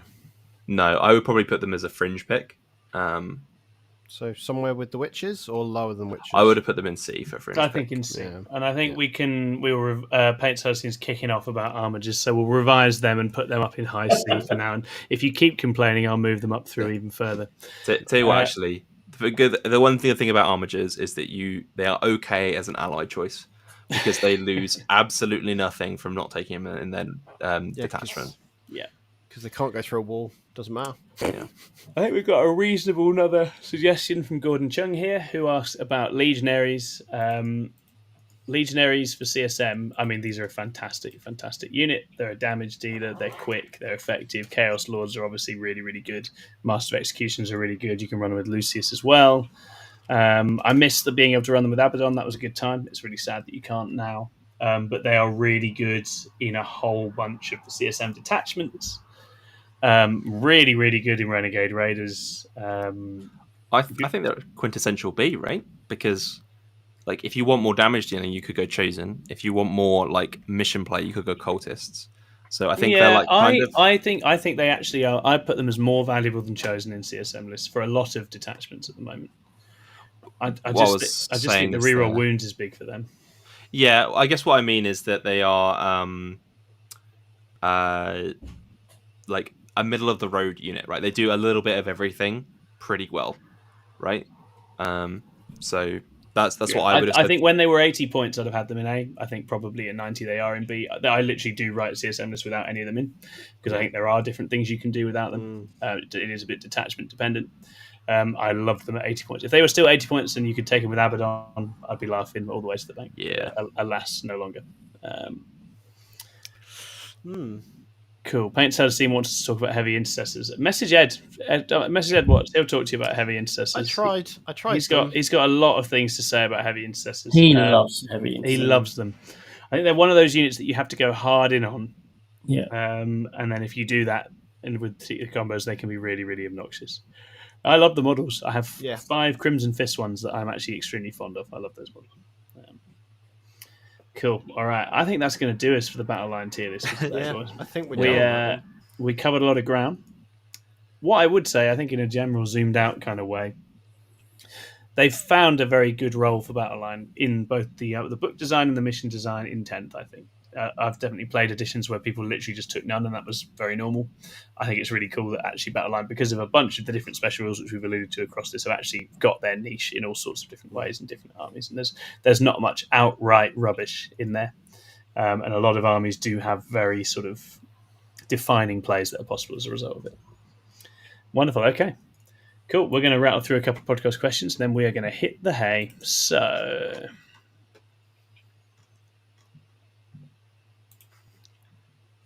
Talk about Gretchin again.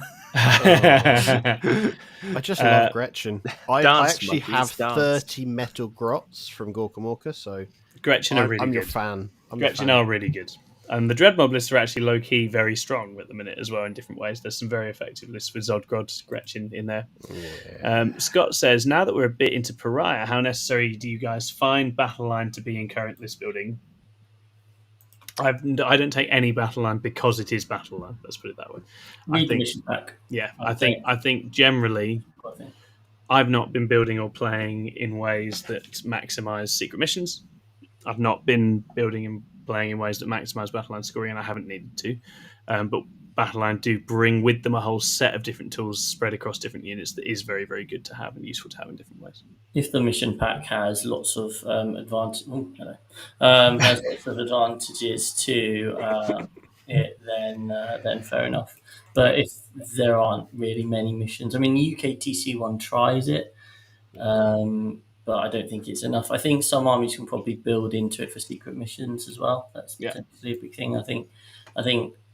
You know how like last year's WTC made people start thinking about fixed missions. Yeah. I think this year's WTC might start people thinking about secret missions. Like when I agree with that. When I've watched like Art of War stuff, there even from early or like turn 1 target priority, Jack Harpstall's like, is it worth going after these because of the secret mission like Battleline stuff? Like they're already the top players are already thinking about neutralizing. It's a massive factor in teams as well, where it can distort differentials in a big way. So, but yeah, I think for singles, if you're still setting out to crush and cripple someone, that prevents secret missions most of the time, a lot of the time. But yeah, we'll learn some cool plays from it. I think it definitely comes down to whether that unit is doing something that you can't get elsewhere. Like for me, I wouldn't take a 75-point strike unit just because it's Battleline. Yeah, but the Kroot unit is also 75 points. That has scout. That kind of does the same thing that they do, that they could do with like advance and action and whatever. But it does other stuff as well that's more useful. So you know, the fact that this Battleline would never like I treat Battleline as a nice bonus to have, rather than as something I want to build around for most of my armies. Yeah. Next question from Sai, which asks, with the impending WTC, do you think the competitive scene is affected by the migration of top players to focus on their prep? Does this lull create a mini meta where mid-table players can fight for podium places? There's two things for this. One is that, yes, it does have that effect, and actually I think that effect is getting more drawn out. I think WTC, because of the amount that the top teams are competing with each other, is going to essentially, I suspect, occupy about 3 to 4 months of top players' lives at minimum. Going forwards, just in a sort of never-ending arms race, because the symbolic and cultural significance of it is also growing massively, which builds into that arm race, right? And also, I think teams are affected by that. So if you think about the big UK teams, we've been hit by Ignite list after Ignite list for however many years. You don't get Ignite lists happening whilst Ignite are all split up across different camps and not talking to each other. And the first time they see what they're working on is when they're being revealed at WCC. So it definitely does have that effect. And obviously a lot of players do get their ideas simply by following what those players do. So there has been a gap and a lull in that sense, which is why we're talking about certain armies thriving. It's interesting, the contrast between Drukhari thriving in singles and them clearly not being a take for the vast majority of the top teams in the world for WTC. That's interesting, right? You have both those things happening at the same time. Yeah. And it's actually had a very nice knock-on effect on our UKTC circuit, because actually if you look at who has gone deep at big UKTC events in the last few months, it has been a much more diverse set of names and faces than it has been for most of the season. When it's full singles mode for these top players from the international teams, they dominate those upper spots in a huge way, and they haven't. And then you get like a Tesseract Vault winning at Sheffield, right? You get these incredible little things popping up, and I hadn't heard of that chap before, but really well done to him. He had a different lad running Renegade Raiders at the one before. So actually, it's a really nice part of the season, nice part of the cycle. You get some different people breaking up. I don't know what you boys think about it. I think Sisters of Battle is a really good example of this, because everyone knows that Codex is ridiculously strong, but the problem is that there's so much choice for what to go for that people haven't really been able to pick a unified direction for it.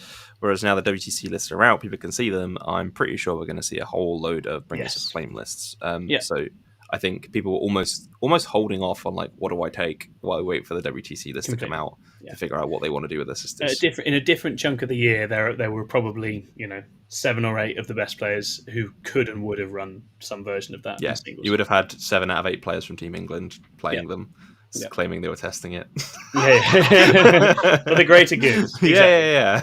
But there's not been that. That's actually something that's actually worth saying. In years past, you would see Team England players out, for example, at more stuff testing things. They've not done it. They've all been away from far more internal, far more underground this time. And I don't know if that's true in other places, but it's certainly been true here. It's been much more with in-house testing and trying to keep ideas on lock, which I think is really interesting. As I say, as WTC becomes a bigger and bigger deal, and the hype and the battle around it gets more and more intense, and I suspect on some levels, calling it now, this will be the most intense WTC of the last couple of years in various different ways. I'm intrigued to see exactly how that expresses itself, but I think it will be because the cultural focus on it is just greater now. I think that's going to mean that there is more space in sort of domestic singles during that time. I think that's quite a nice thing. I think that's a positive. Bloodrender asks, how much are you all melting in the best a British summer has to offer? This has been absolute hell, Alex, from beginning to end. What do you think is the most 40k universe way to cool yourselves down? Create a solution. An iced recaf. Okay, what is that? It's the coffee they drink. Yeah. Recaf is coffee. Oh, interesting. Okay, I've not picked that up. Tom. I've not managed to pick that up from. I'm obviously not as law savvy as I would have liked. That's fun. Pop over to Fenris. Yeah. Maybe Logan can pop by in his sled and throw me some big bag of ice. Well, funny thing about Tau, they only live for about 40 years in lore. So in order to get the most out of Commander Shadow Sun, they freeze her after every battle and then just defrost her. A bit like Michael Bublé at Christmas. That's great. So I would do that. I'd be cryo-frozen. That's amazing. She's a fruit pastel lolly. I've learned something today. Hannibal asked, do you think GW should make Battleline units mandatory in list composition? What do you boys think? No. I don't think We've had that before, haven't we? I don't want to listen to Space Marine players complain for 3 years again. So it used to be a thing. It's quite nice to not have it be a thing. Yeah, I don't miss it. No. Yeah. Well, I think what hopefully the tier list itself has demonstrated is that what they have found instead is just a bunch of quite special rules and synergies to build into them that gives them things that other things don't have. And when that balance is worked out correctly internally and the mission design reflects it too as it does, I think that gives them enough of a role that it's not you must take this, so I don't have to talk about Battleline tax. Whenever things are mandatory, it's a failure of design. So if you have to make it mandatory to take a Battleline unit, then that Battleline unit has been poorly designed. Yeah. So and they've gone in this edition away from sort of halfway through 9th, they transitioned from you must have X, Y, Z things to we're going to let you take whatever we want, but also the game itself is going to very naturally lead you towards wanting to have X, Y, Z things. And that's better design, isn't it, than just saying, oh, you must have some bikes because I say so, and I've got a little symbol on my four-sword chart. I can't see them going back to either because they've taken. I don't think they will, as long as they keep refining this design. Yeah, as long as they keep refining this design. Cool. Okay, wonderful. Anything else in chat? Otherwise, we're going to go away. Kraken Matt says, I never knew Outriders were Battleline. Yeah, it doesn't. It's not the most relevant thing in the world. It doesn't matter that much. Thank you very much, everybody, for tuning in. It's been wonderful to have you all here. We'll be back again. We're going to take a little break next week because WTC is on. We're going to have our 100th episode, so that's going to be not far away now. So hopefully we'll be back in a couple of weeks for the 100th episode, and we may be working out some interim caretakers to do something different next week. We'll let you know once plans for that are finalised. Be well out there. Enjoy the summer. See you soon. Bye-bye.